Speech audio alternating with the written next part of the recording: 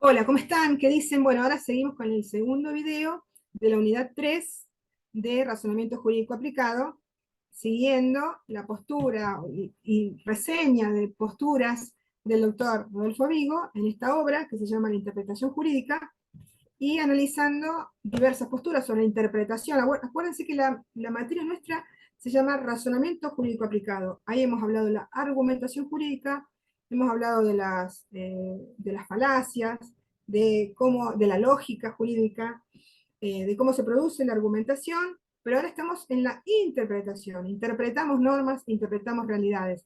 La argumentación es cómo piensa una persona y la argumentación. Y la interpretación es cómo analizamos las normas y las realidades para producir una solución jurídica a justiciables, a personas que lo necesitan, o si sos el juez, a los abogados que te presentan un caso y vos tenés que producir una solución jurídica en base a normas, principios generales del derecho, tratados internacionales, de una manera coherente y fundada. Esa sería la interpretación jurídica. Bien, entonces esto es esta unidad. Hasta acá hemos hablado en este primer video, hemos hablado de las posturas tradicionales exegéticas, ortodoxas, que partieron de Savigny, de la división de poderes, de considerar que el juez es una máquina que aplica derecho y nada más, y entonces el juez está obligado simplemente a decir lo que la norma dice, es la boca que repite lo que la norma dice, cuando en realidad no es así, porque los jueces son seres humanos y la realidad que lo circunda el juez es ser humano. Entonces después vino todo un montón de una serie de corrientes que critican esa postura. Hablamos de Manuel Atienza, hablamos del reflejo de estas nuevas corrientes en el Código Civil español y el Código Civil y Comercial argentino. Después hablamos de como una especie de retroceso, mini retroceso con Michel Billy, y después, ahora nos tocaba hablar el siguiente paso era del autor Holmes, Oliver Holmes, que establece una nueva corriente en el derecho en la materia de interpretación jurídica. Entonces, primero voy a tratar de compartirles por partes, para que no sea tan largo, un videíto sobre la vida y desempeño de Oliver Holmes. A ver, vamos a ver si lo podemos poner. Ah, acá. Muy bien. Si ustedes estuvieran acá, les diría, lo pueden ver. Antes que nada, les quiero pedir que me pongan me gusta en el canal de YouTube para que algún día se cumpla el sueño de que podamos hacer un vivo de una clase, ya sea de esta materia o alguna de las otras materias que doy a distancia, que me encanta dar educación a distancia. Entonces, pónganme me gusta, suscríbanse, qué sé yo, como siempre. Bueno, entonces seguimos. Realismo jurídico de Oliver Wendell Holmes. A ver si podemos ampliarlo. Acá. Acá vemos algunas fotos de Oliver Holmes. Van a ver que él dice Oliver o Oliver, pero no es Oliver. Oliver porque es anglosajón.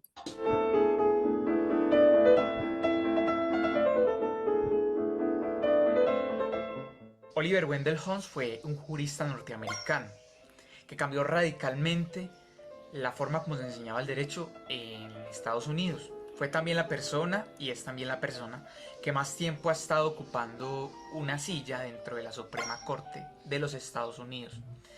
Anteriormente, Don Kennedy lo explica así: en Estados Unidos se enseñaba con base al Classical Legal Thought, al pensamiento legal clásico.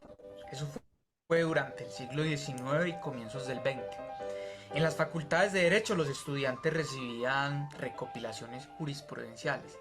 Eran como cuadernos o libros donde se hacían resúmenes de las decisiones más significativas en ciertos aspectos. Eran decisiones de jueces, ¿cierto? Entonces, por ejemplo, si usted como estudiante quería aprender sobre derecho de seguros, iba a leer una recopilación jurisprudencial sobre el derecho de seguros. Se pensaba que las normas que aplicaban los jueces o los principios que aplicaban del common law, que así se llama el sistema jurídico que se aplica en Estados Unidos, eran permanentes en el tiempo. Digamos que algunos pensaban que eran naturales, que eran Bueno, ahí autoevidentes. puedo parar y decir, bueno, si esa postura era coherente con la postura exegética ortodoxa tradicional de Savigny, aunque claro, llevado al mundo anglosajón. Seguimos escuchando un poquito. E indemostrables. Y a partir de estas normas y principios se aplicaban al caso concreto y se obtenía una conclusión. Entonces el juez simplemente lo que hacía era describir, no hacía una tarea como de crear el derecho, sino que simplemente describía un derecho que ya existía, que era el derecho de las normas o principios. An equally important staff section is the legal department, which checks all company contracts and represents the company in court actions. Oliver Wendell Holmes va a criticar muy fuertemente esta postura. O sea, el derecho sí se va a aprender también con decisiones judiciales, con recopilación de decisiones judiciales, pero no se busca, digamos, identificar unas normas o principios que estén aplicando los jueces. O sea, el interés del profesor y del estudiante no debe ser buscar cuáles fueron las normas y principios que aplicaron, sino que el estudiante y el profesor o el abogado lo que deben mirar es tratar de predecir cómo van a decidir los jueces en el futuro. Entonces no es un tanto una tarea ya descriptiva, el juez no tiene una tarea descriptiva sino creativa del derecho. That's what everybody wants to know. En la senda del derecho, que fue uno de los discursos que dio Oliver Wendell Holmes, habla un poco de que es una falacia pensar que el derecho siempre se comporta de forma lógica. O sea, es una falacia pensar que los jueces siempre van a mirar una premisa mayor, llámese por ejemplo norma o principio del common law en el caso de los Estados Unidos, premisa menor, un supuesto de hecho del caso concreto y conclusión, y que siempre va a ser como esa estructura lógica. Oliver Wendell Holmes lo va a criticar. El estudioso del futuro, para él, no solo sabe de recopilaciones jurisprudenciales, sino que también sabe de economía y de estadística. Y un poco el mayor aporte que tiene Oliver Wendell Holmes es que él se interesa porque el derecho no solo mire como las normas en sí, sino también su finalidad, su teleología. Muy bien. Bueno, ven, menos mal que es coincidente con lo que yo digo. Perfecto. Bueno, entonces ahora seguimos viendo lo que decíamos en el PowerPoint sobre Oliver Wendell Holmes. ¿Qué figura este hombre? Además vivió muchísimos años, así que pudo dejar una marca indeleble en el derecho anglosajón. Nuevas posturas de la interpretación. Él creó una postura que se llama realismo clásico. Por lo menos en el mundo latino se entiende que la postura de Oliver Wendell Holmes es el realismo clásico. Ahí está, más viejito, más jovencito. Bueno, este hombre, Oliver Wendell Holmes, un jurista estadounidense, dice, fue muy reconocido y citado en la historia. Me hace ruido el hecho de que el muchachito del video lo consideraba como que vivía actualmente. Según esta postura, no. Ha vivido sus buenos años, pero atravesando el siglo XIX y XX. Bueno, fue muy reconocido y citado en la historia, particularmente con su argumentación en la sentencia dictada por unanimidad en el caso Schenck contra Estados Unidos en 1919. Holmes es honrado como uno de los jueces más influyentes e importantes en el derecho anglosajón en Estados Unidos, también en Reino Unido. Se retiró a la edad de 90, convirtiéndose en el juez más longevo de la Corte Suprema.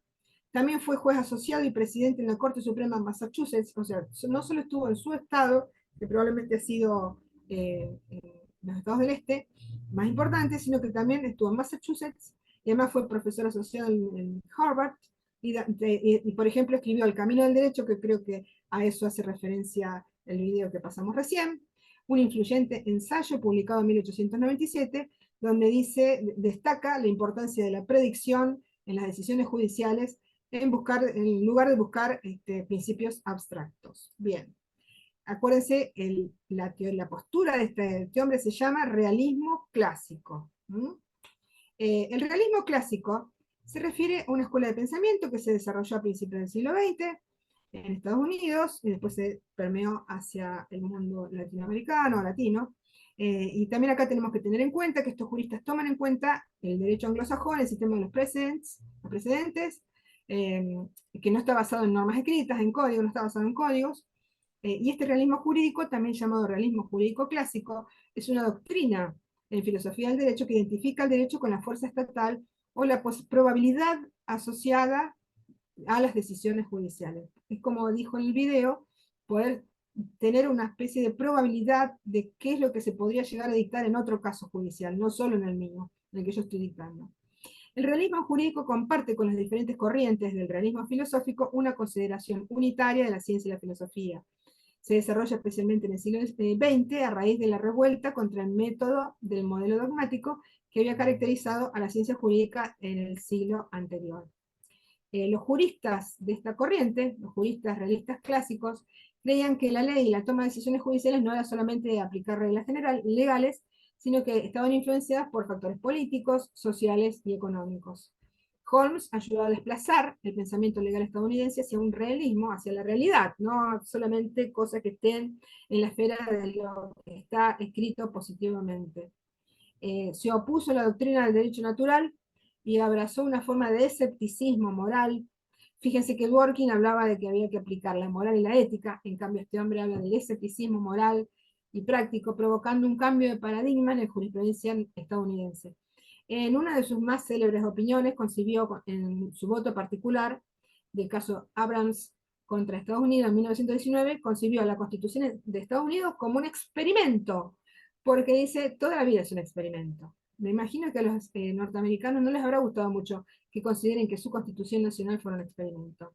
Bien, las opiniones escritas de Holmes influyeron en gran medida en el movimiento del realismo jurídico clásico. Holmes enfatiza la importancia de entender cómo los jueces tomaban decisiones basadas en sus experiencias y juicios personales. Este autor y otros que lo siguieron influyeron en la forma en que se comprende la toma de decisiones legales. El realismo clásico tuvo un gran impacto y duradero en la teoría y la práctica del derecho de Estados Unidos. Ahora pasamos, entonces, es como, siempre me acuerdo cuando yo estudiaba con Borda, con Jambía, qué sé yo, te decían, fulano dice tal cosa, mengano dice tal cosa, sutano dice tal cosa, yo opino tal cosa. Bueno, acá viene el yo opino. El autor del libro entonces nos ha dicho, la posición exegética ortodoxa tradicional, ¿qué es criticable? ¿Por qué es criticable? Bueno, para criticarlo trajo a Tienza, lo trajo a Dworkin, lo trajo acá a Oliver Holmes, dijo que Michel Billy es una vuelta atrás, parcial. Bueno, y ahora va a decir cuál es su postura. Y la postura le da el título a esta unidad, la interpretación de la ley como saber prudencial retórico. Esa es la postura del doctor Rodolfo Vigo. Rodolfo Vigo dice que la interpretación de la ley es un saber prudencial, es un saber práctico. El conocimiento jurídico es constitutivamente práctico. No tiene como objeto la contemplación, no somos monjas carmelitas, ni monjes que estamos cantando el gregoriano. Tenemos que ver el día y la hora, tenemos que ver lo concreto. Entonces no estamos en la contemplación, no tenemos por objeto la contemplación de una esencia ininteligible, sino que la finalidad del derecho es valorar con mayor o menor precisión y rectitud la conducta de las personas y lograr un efecto de justicia y sobre todo de paz social. O sea, que se pacifiquen y encuentren que más o menos se les hizo justicia. El objeto terminal de la nociología jurídica, o sea, la nociología significa el estudio del conocimiento jurídico, es siempre alguna decisión, ya sea del abogado litigante que tenga que iniciar el juicio o del juez que tenga que tomar una decisión. Es siempre una decisión a tomar en una circunstancia concreta y es responsabilidad del nivel prudencial, es decir, en el aquí y ahora, de procurar aquí y ahora la realización de una operación que dé o que no le quite al otro lo que es suyo. Esto es lo que dice Rodolfo Vigo en interpretación como saber retórico y práctico. La dimensión retórica, entonces recién vimos la dimensión prudencial, ahora vemos la dimensión retórica. Hemos concluido en el punto anterior, en consonancia con las enseñanzas de la filosofía clásica, que el método interpretativo es prudencial, es el saber prudencial, pero además es retórico, dice el doctor Vigo, porque corresponde considerar que además es retórico, porque el intérprete no solo procura dilucidar la mejor respuesta dentro de las posibles respuestas, sino que además tiene que mostrar las razones y argumentos que le permitan sostener esa respuesta. Acuérdense el contexto del descubrimiento y el contexto de la justificación.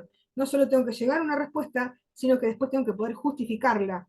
Y ahí está la dimensión retórica, es decir, saco la guitarra y digo, esto es por esta norma, por este principio, entonces acá está la parte retórica.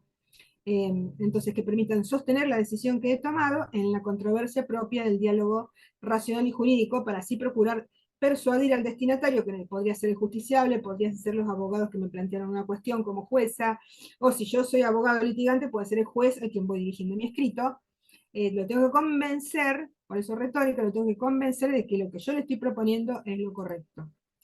La conclusión de Vigo en este aspecto es que la interpretación debe ser prudencial y retórica. Termina diciendo este autor que hoy el Estado de Derecho Constitucional requiere una fuerte apuesta a la razón práctica y que en ese esfuerzo pueden ser funcionales tanto las posturas no positivistas como las adscriptas al realismo jurídico clásico de Holmes. Sería. Precisamente un buen ejemplo de esta sintonía lo es la conexión entre el trabajo del jurista juez con la vieja prudencia, o sea, con una razón práctica idónea para dar respuestas justas y concretas en un caso concreto, no volado, sino el caso concreto con las necesidades de estos justiciables, procurando persuadir a los destinatarios acerca de la justicia de lo que se está dictando. Bien, acá me parece que termina este tema, ¿no? Termina el tema desarrollado acá sobre la interpretación jurídica como la argumentación que es prudencial, práctica y retórica. Y pasamos a otro tema. En esta misma unidad pasamos a los argumentos deductivos y no deductivos en derecho. Esto lo vamos a hacer en otro videito.